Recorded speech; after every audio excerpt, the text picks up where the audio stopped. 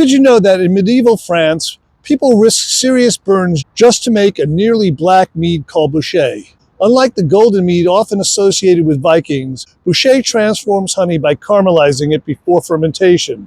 The result? A rich, smoky, and deeply complex drink that was once thought to have medicinal properties. Today, we're recreating this fascinating mead using both historical methods and modern refinements to achieve the best possible results. Before we dive in, please take a moment to like this video, subscribe to the channel, and turn on the notification bell so that you never miss out on the best tips and tricks for making amazing mead. The recipe for Bouchet comes from La Mangère de Paris, a 1393 household guide written to help a young wife manage her home. Among advice on running a household, cooking, and medicine, there's a section on beverages for the sick, where this mead appears. Whether it's truly used for healing or simply enjoyed for its bold, toasty flavors, this process turns honey into something entirely unique. Caramelizing honey isn't just an extra step, it's what defines Bouchet. But working with boiling honey is no joke. It foams, it sputters, and can burn quickly. So a large pot, long sleeves, and gloves are essential. The traditional method calls for boiling honey over an open flame until it bubbles and darkens, releasing thick steam and smoke. The moment large bubbles begin bursting and smoke starts rising is when caramelization reaches its peak. However, medieval brewers had no precise way of controlling this, which means some batches may have turned out burnt and bitter. With modern techniques, we can achieve far greater precision. When honey is heated beyond 250 degrees Fahrenheit, it can develop harsh bitterness with unpleasant notes, reminiscent of blood-like, iron, squid ink, and metallic tang flavors that can overpower the mead. To prevent this, it's essential to caramelize the honey gradually while carefully monitoring temperature. A light caramelization, 220 degrees Fahrenheit to 240 degrees Fahrenheit, produces smooth, toffee-like flavors, while deep caramelization, 250 degrees Fahrenheit to 280 degrees Fahrenheit, intensifies richness, adding deep, roasted sugar notes. However, if honey is overheated or heated too quickly, it can become quickly black and take on those same blood-like, iron, squid-like, and metallic-y flavors, something we definitely want to avoid. Our modern approach is this. The best way to control heat, a slow cook method, using a crockpot or a heavy bottom pot. Start low around 190 to 220 degrees Fahrenheit and let the honey heat gradually for about 5 hours, stirring occasionally to prevent hot spots. After that, slowly increase the temperature from 250 to 260 to 280 degrees Fahrenheit and shut it off. Stir periodically to ensure caramelization. Watch for color changes and aroma.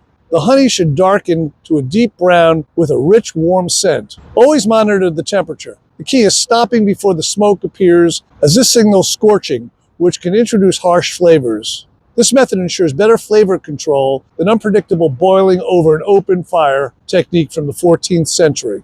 Once the honey is perfectly caramelized, let it cool slightly before adding warm water. This step requires caution. Pouring cold water into hot honey causes violent bubbling and splattering. Stir consistently to help the honey dissolve smoothly into the water. Adjust the total liquid to match your batch size. Typically, about a gallon of water per 3 pounds of honey for a balanced mead. Now it's time for fermentation. The original recipe calls for ale yeast, which aligns with medieval brewing practices where brewers relied on ale barm, B-A-R-M. Barm was the yeast-rich foam left from fermenting beer. This natural yeast starter helped kickstart fermentation in the mead, bread, and other beverages, though it also produced wild yeast and bacteria, adding to unpredictable flavors. While barm was essential in historical brewing, modern mead makers opt for cultivated ale yeast strains like 01 or wine yeast strains like QA23, which offer more control, enhancing honey-forward and fruity notes while keeping flavors clean and crisp. Barm is often confused with krausen,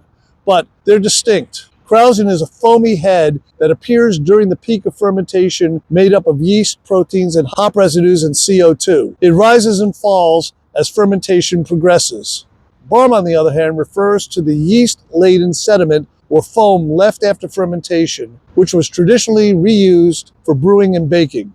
For Bouchet, the must is transferred into a sanitized fermenter. Yeast is pitched, and staggered nutrient additions such as Fermaid ensure strong and healthy fermentation. Monitoring gravity readings throughout the process helps track fermentation progress and achieve the desired balance in the final product. Fermentation takes about a month or more, but the true magic happens in aging. Bochet meads benefit from at least 6 to 12 months of aging, allowing any harsh or bitter notes to mellow and the caramelized honey flavor to fully integrate. Over time, the mead becomes smoother, more complex, and deeply layered. Clarity often improves naturally, though fining agents or cold crashing can be used for quicker results. While medieval brewers likely drank their Bouchet young, aging it allows the deeper flavors to develop, making for a more refined final product. When done right, Bouchet is unlike any traditional mead. It's not overly sweet or syrupy, but instead boasts a roasted caramelized depth of warm toffee and dark sugar notes. The toasted character is balanced by a subtle bitterness, creating a bold and sophisticated drinking experience. So why make a Bouchet? The caramelization process unlocks flavors that regular meads don't have. By carefully controlling heat, you can create a mead that ranges from soft and sweet to deep and toasty. It's a bit more work, but the result is worth it. A dark, complex, and utterly unique drink. And while you wait for your Bouchet to ferment and age, check out the Practical Mead Maker ebook.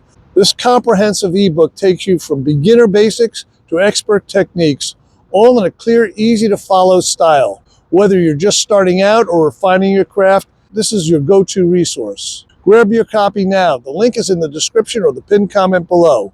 Also, drop a comment to share your experiences, ask questions, or let me know how your mead turns out. I'd love to hear from you. Also, if there's a topic you'd like me to cover in a future video, let me know.